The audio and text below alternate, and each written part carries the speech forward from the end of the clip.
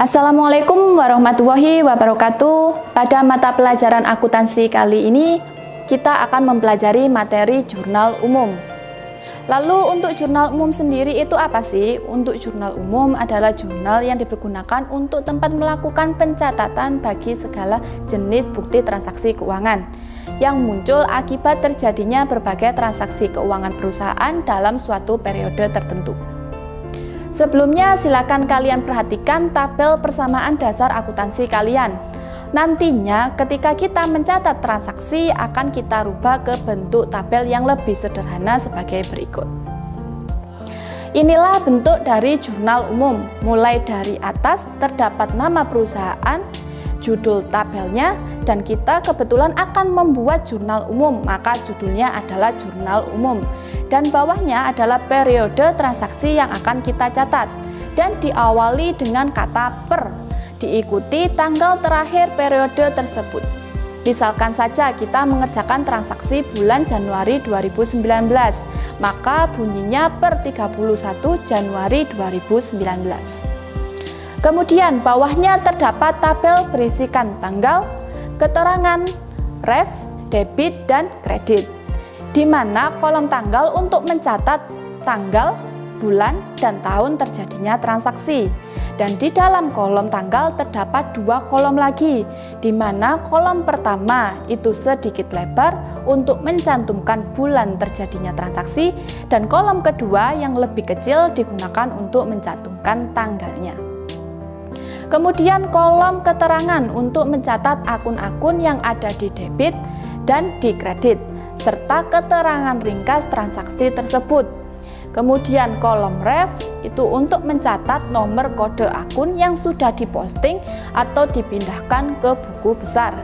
Kemudian debit dan kredit untuk meletakkan nilai dari tiap transaksi. Kemudian perhatikan kembali PDA kalian, kita kesepakatan dulu. Pada PDA terdapat kelompok aset, liabilitas, dan ekuitas, di mana jika aset semua nominalnya dijumlahkan, maka hasilnya nilai yang sama dengan jumlah liabilitas dan ekuitas. Dapat dikatakan aset sama dengan liabilitas ditambah ekuitas.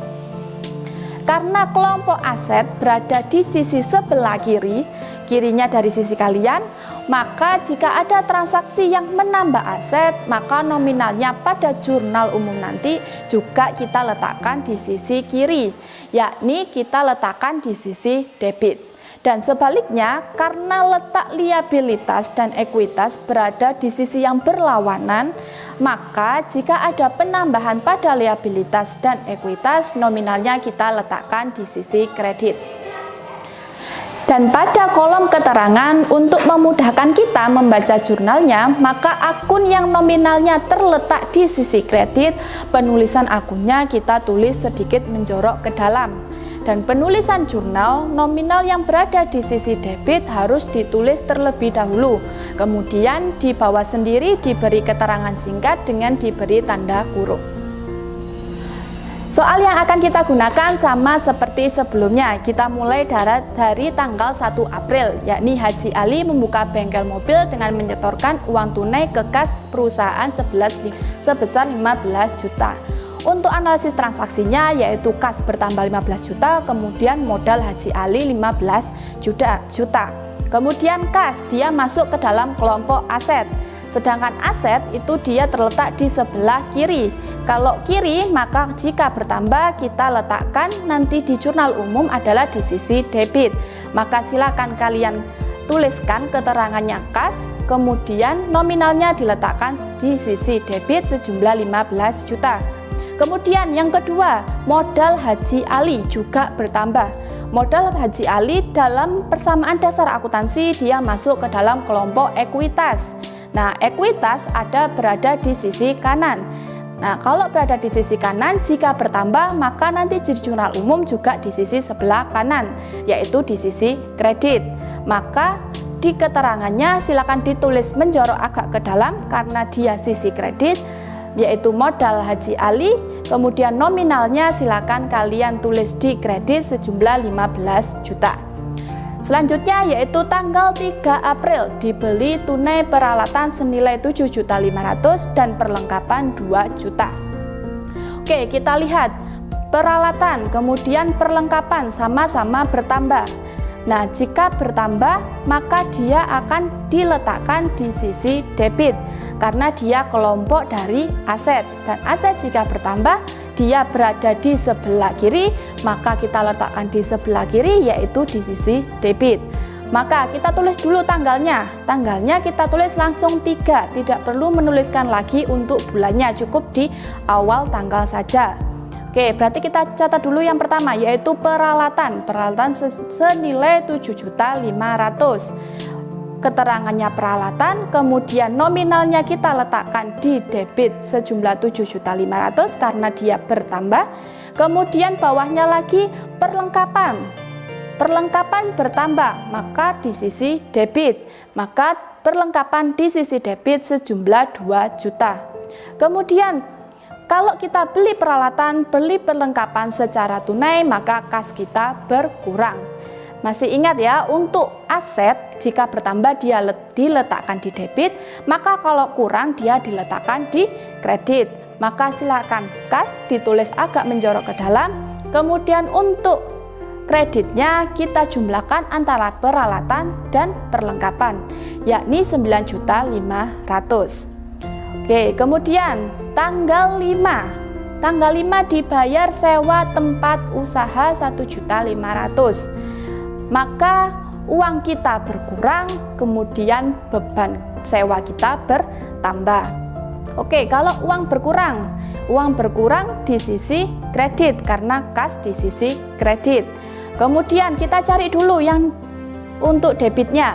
Untuk debitnya adalah beban sewa. Nah, beban sewa ini kira-kira kita letakkan di debit atau di kredit? Nah, kita lihat dulu di PDA-nya. Beban sewa dia masuk ke dalam ekuitas. Di ekuitas dia menambah atau mengurangi? Ternyata di ekuitas dia posisinya mengurangi, dan ekuitas berkurang kita letakkan di sisi debit. Maka jika beban sewa itu bertambah kita letakkan di sisi debit. Maka nanti jurnalnya kita tulis dulu yang ada di debit, yakni beban sewa sejumlah 1.500.000 di sisi debit. Kemudian kasnya sejumlah 1.500.000 di sisi kredit. Jangan lupa untuk kasnya menjorok ke dalam. Kemudian di tanggal 8 diterima tunai jasa servis sebesar 1.400.000. Analisis transaksinya yaitu kas kita bertambah 1.400.000, kemudian pendapatan jasa kita bertambah 1.400.000. Untuk kas dia masuk ke dalam kelompok aset. Jika aset bertambah maka diletakkan di sisi debit. Maka kas langsung kita tuliskan untuk nominalnya sejumlah 1.400.000 di sisi debit. Kemudian untuk kreditnya yaitu langsung pendapatan jasa. Kalau kita perhatikan lagi, pendapatan jasa dia masuk ke dalam kelompok ekuitas. Nah, kalau di kelompok ekuitas pendapatan posisinya dia menambah, dan kalau ekuitas bertambah itu diletakkan di sisi kredit. Maka untuk pendapatan jasa langsung dituliskan 1.400.000 di sisi kredit. Kemudian tanggal 10 dibeli dari PT Astra peralatan 2.500.000 sebesar 1.500.000 dibayar secara tunai, sisanya kredit. Nah, kita jabarkan dulu dari yang pertama, yaitu kita membeli peralatan. Otomatis peralatan kita bertambah sejumlah 2.500.000. Peralatan dia masuk ke dalam kelompok aset. Kalau aset bertambah dia diletakkan di sisi debit. Maka peralatan bertambah di sisi debit sejumlah 2.500.000. Kemudian yang kedua, sebesar 1.500.000 dibayarkan secara tunai. Kalau secara tunai maka kas kita berkurang. Kas dia masuk ke dalam kelompok aset. Kalau aset bertambah di sisi debit, maka kalau berkurang dia di sisi kredit. Maka kas silakan ditulis agak menjorok ke dalam, kemudian nominal 1.500.000 kalian letakkan di sisi kredit. Nah, yang terakhir sisanya kredit, yaitu sisanya sejumlah 1 juta. Kalau sisanya dibayar secara kredit, maka dia termasuk utang.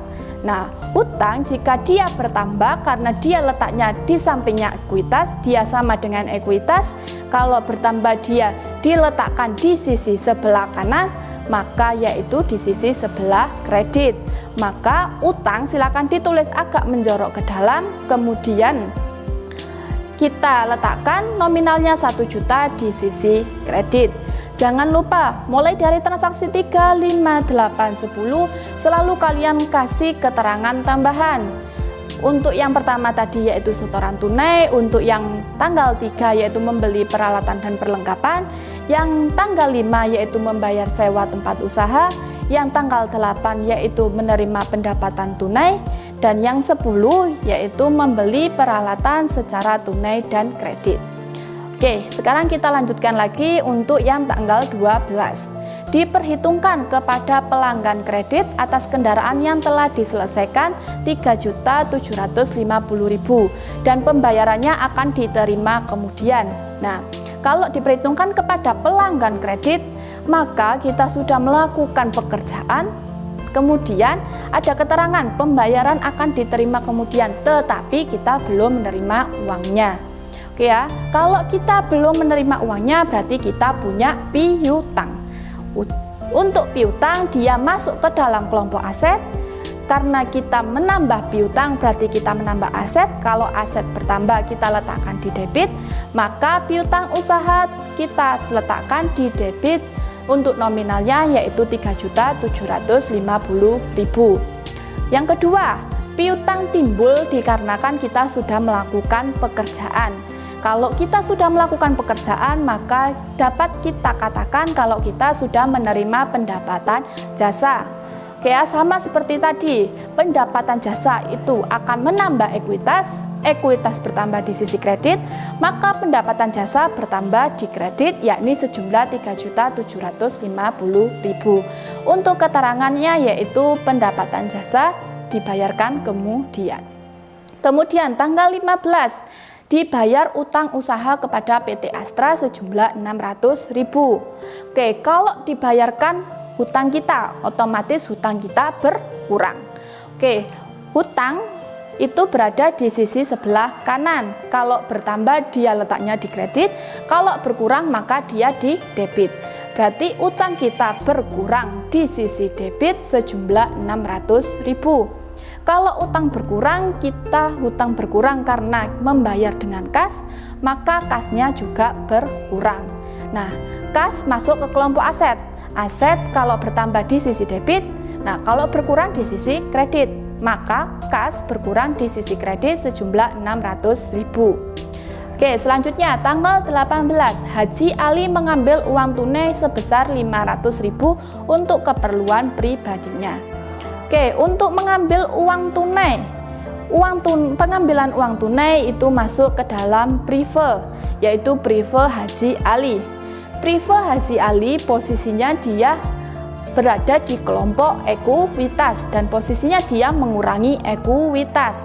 Maka untuk prive Haji Ali di jurnal umumnya kita masukkan ke dalam debit, yakni prive Haji Ali di debit sejumlah 500.000. Kalau mengambil uang, otomatis uang kita berkurang, maka kas kita berkurang. Kalau kas berkurang, maka dia terletak di kredit. Maka tuliskan kas agak menjorok ke dalam, kemudian letakkan di sisi kredit sejumlah 500.000. Untuk keterangannya yaitu pengambilan uang tunai secara pribadi. Kemudian tanggal 20 diterima pelunasan dari pelanggan kredit. Jadi awalnya pelanggan itu mempunyai piutang kepada kita, kemudian pelanggan tersebut melakukan pelunasan kepada kita. Kalau melakukan pelunasan maka kita akan menerima uang. Kalau menerima uang maka kas kita akan bertambah. Kas masuk ke dalam kelompok aset dan kelompok aset kalau bertambah di sisi debit maka kas sejumlah 2.250.000 di sisi debit. Kemudian karena piutangnya sudah dilunasi maka piutang berkurang. Piutang merupakan kelompok aset. Aset bertambah di debit, kalau berkurang dia di kredit. dan piutang kita berkurang, maka piutang berkurang di sisi kredit sejumlah 2.250.000. Kemudian keterangannya penerimaan pelunasan. Kemudian tanggal 23 dibayar beban pemasangan iklan 300.000. Membayar beban iklan. Nah, kita lihat dulu beban iklan dalam persamaan dasar akuntansi dia masuk ke dalam kelompok ekuitas. Dan posisinya dia mengurangi ekuitas. Ekuitas berkurang di sisi kredit. Untuk ekuitas berkurang di sisi debit. Maka beban iklan kita bertambah di sisi debit sejumlah 300.000. Kemudian karena kita membayar maka uang kita berkurang. Dan kas berkurang di sisi kredit. Maka silakan tuliskan kasnya agak menjorok ke dalam, kemudian letakkan di sisi kredit sejumlah 300.000. Selanjutnya yaitu tanggal 25 diterima komisi atas penjualan sebuah mobil. Oke, diterima komisi maka kas kita bertambah, pendapatan komisi kita bertambah. Kas bertambah di sisi debit sejumlah 350.000. Kemudian pendapatan komisi dia termasuk dalam kelompok ekuitas dan posisinya dia bertambah. Ekuitas bertambah dia di sebelah kanan yaitu di sebelah kredit, maka pendapatan komisi silakan diletakkan nominalnya 350.000 di sisi kredit. Kemudian yang terakhir tanggal 28 dibayar beban gaji karyawan sejumlah 875.000. Dibayar beban gaji. Oke, beban gaji dia masuk ke dalam kelompok ekuitas dan posisinya dia mengurangi ekuitas. Ekuitas berkurang di sisi debit. Kemudian untuk beban gajinya silakan bertambah di sisi debit 875.000. Kemudian karena kita membayar beban gaji, maka uang kita berkurang, kas kita berkurang, kas berkurang di sisi kredit, maka kas silakan dituliskan menjorok ke dalam, kemudian nominalnya sejumlah 875.000 diletakkan di sisi kredit dan ditambahkan keterangan membayar gaji karyawan. Oke, dan dari pengerjaan jurnal tersebut di mana aset jika bertambah diletakkan di sebelah debit, maka dapat kita katakan kalau aset memiliki saldo normal debit. Liabilitas, ekuitas, dan bersama salah satu anaknya yakni pendapatan jika bertambah kita letakkan di sisi kredit, maka saldo normalnya adalah kredit. Sedangkan satu anak ekuitas yakni beban jika bertambah akan mengurangi ekuitas dan ekuitas berkurang di sisi debit. Maka jika beban bertambah diletakkan di sisi debit sama halnya dengan aset. Jadi aset dan beban bersaldo debit, kemudian jika bertambah diletakkan di debit, kalau berkurang diletakkan di kredit. Liabilitas, ekuitas, dan pendapatan bersaldo normal kredit. Jika bertambah diletakkan di sisi kredit, jika berkurang di sisi debit. Dan sekarang silakan kalian kerjakan soal yang ada di website e-learning. Selamat mengerjakan. Wassalamualaikum warahmatullahi wabarakatuh.